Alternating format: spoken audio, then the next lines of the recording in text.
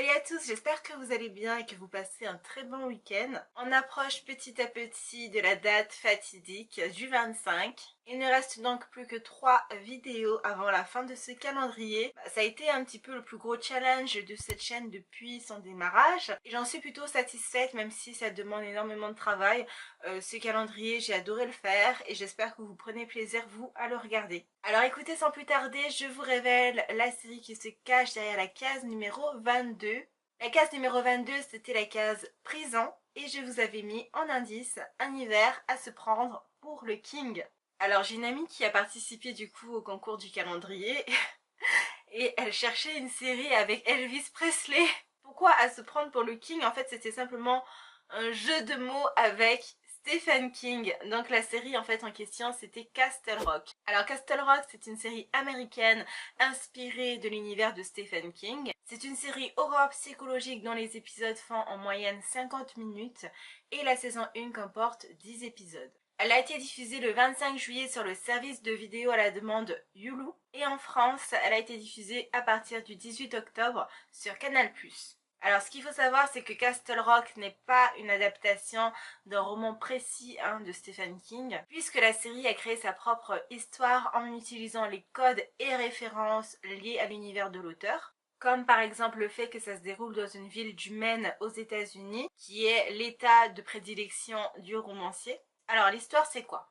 Après la mort du directeur pénitentiaire de Castle Rock, donc Castle Rock c'est la prison, une étrange découverte amène l'avocat au pénal Henry Deaver à revenir dans sa ville natale, l'obligeant à faire face aux démons de son passé. Henry Deaver, donc l'avocat, est joué par André Holland, que j'avais pour ma part encore jamais vu dans une série ou dans un film. On retrouve également dans le rôle de la fameuse découverte en fait qui est un homme, un inconnu, Bill Skarsgård, qui est donc le frère de Alexander Skarsgård. Cet acteur, c'est lui qui joue le clown dans le film Ça. J'ai pour ma part adoré l'actrice Sissy Spacek, qui est pour moi une vraie découverte dans cette série. J'en suis à l'épisode 7 sur 10. Donc il me reste 3 épisodes à visionner et honnêtement j'hésite vraiment à terminer la saison.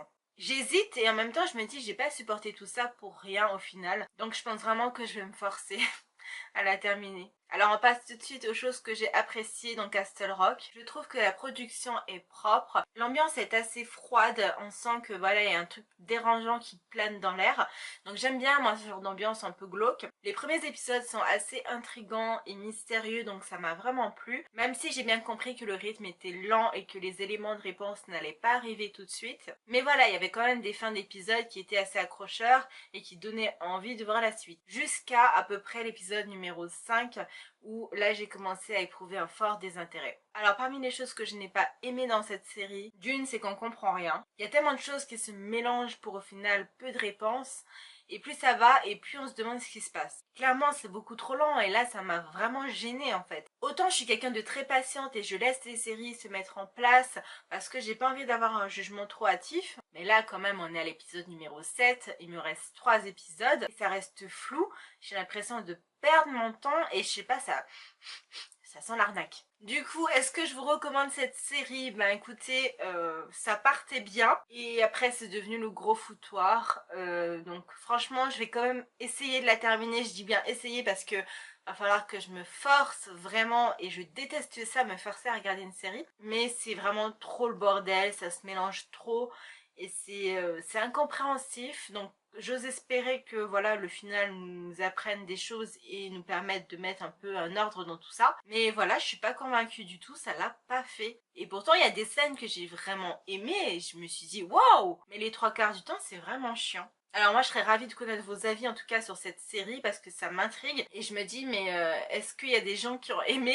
Donc je la recommande pas du tout, vous allez perdre votre temps donc je vais vous mettre de toute façon mon avis sur Twitter quand j'aurai terminé la saison mais il y a peu de chances que ça change. Alors écoutez les amis, c'est terminé pour aujourd'hui. On se retrouve donc demain pour l'avant-dernière série et c'est vraiment du lourd demain. En attendant, je vous souhaite de passer un bon week-end et on se dit à plus tard. Bye. Perfect.